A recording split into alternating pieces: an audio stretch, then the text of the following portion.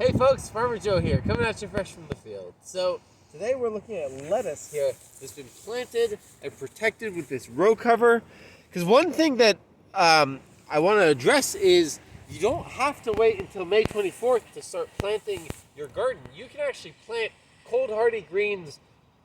I mean, look, it's still spring and we already have stuff growing. The key is to protect it at night or from freezing temperatures. And so we got here lettuce. You can also do arugula, radishes, spinach. These are all very cold tolerant crops. The main thing is that when they freeze, they need to be covered with row cover because that's going to create a sheltered microclimate where they're protected from the wind, and it does add them a couple of degrees Celsius of protection.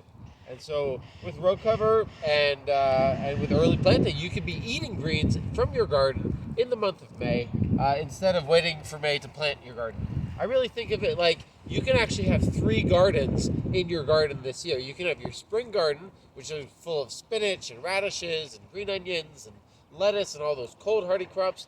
And then as the warmer weather arrives, you can pull those out and plant your tomatoes and cucumbers and zucchinis and peppers and all those heat-loving crops.